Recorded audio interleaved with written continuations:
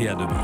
Europe 1, il est 7h19 et Patrick Cohen, vous recevez les deux avocats de Jawad Ben Daoud, surnommé le logeur de Daesh. Bonjour Marie Pompéi-Culin. Bonjour Patrick Cohen. Bonjour Xavier Nogueras. Bonjour. Merci d'être là. Vous ne vous étiez pas exprimé depuis le début de cette affaire. Votre client Jawad Ben Daoud a donc été reconnu innocent.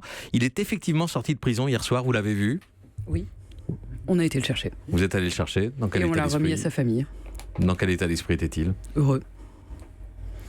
Il était bouleversé, je crois qu'il n'a pas vraiment compris ce qui lui arrivait.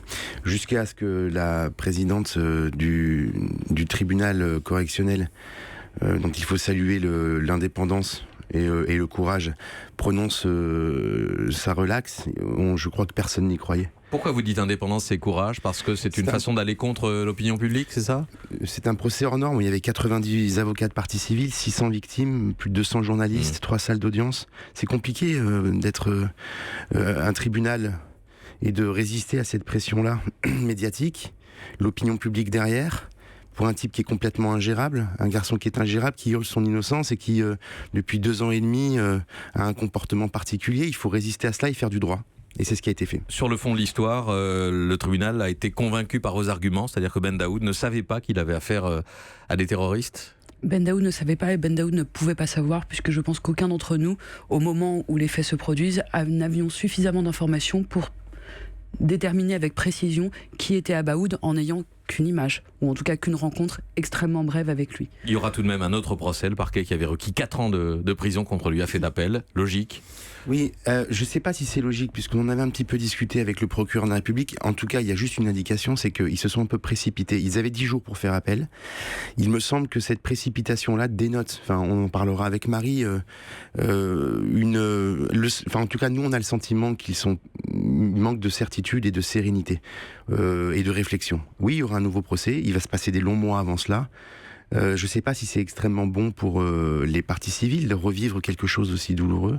C'est pas le procès du 13 novembre. Ils auront leur procès.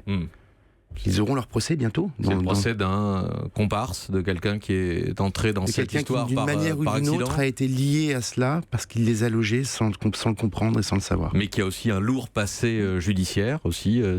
Comme beaucoup de personnes qui passent devant les tribunaux, comme des personnes qui sont acquittées, relaxées parfois. C'est un élément d'appréciation, mais c'est pas un élément déterminant non plus. Ce qui paraît bizarre quand même, on poursuit, on condamne des gens qui ont recueilli des migrants. Cédric Héroux, 4 mois avec sursis. On poursuit des parents qui ont envoyé de l'argent pour aider leur fils parti en Syrie. Il y a une mère de famille en septembre dernier qui a été condamnée à 2 ans ferme. Et on relaxe quelqu'un qui a hébergé des terroristes. Vous comprenez cette incompréhension, ce toute la sentiment ? question de l'élément intentionnel, Patrick Cohen. La différence entre l'élément matériel et l'élément intentionnel. La connaissance et la conscience de ce qu'on fait au moment où on fait l'acte, qui est nécessaire pour pouvoir condamner quelqu'un, en tout cas rentrer en voie de condamnation. Ce qu'il faut comprendre aussi, Monsieur Cohen, c'est que les attentats ont eu lieu le 13 novembre. La cavale va prendre fin le 18 au matin à 4h du matin. Jawad Ben Daoud interviendra 5 heures avant l'assaut à Saint-Denis. Il les aura vus 8 minutes dans son appartement. Donc c'est pas comparable, si vous voulez. Il n'y a pas d'intention de loger qui que ce soit. Il les a vus, il n'a pas compris qui ils étaient et il les a logés. Est-ce que ça fait de lui un terroriste ? Il y a aussi cet élément matériel, cette empreinte retrouvée sur un scotch, sur un explosif. L'ADN est une preuve très imparfaite. On l'a vu dans certains procès, le procès de Lagelé ou d'autres grands procès. On peut tirer beaucoup de conclusions de l'ADN, parfois des conclusions contradictoires. C'était pas l'élément qui nous inquiétait le plus dans le cadre de ce dossier.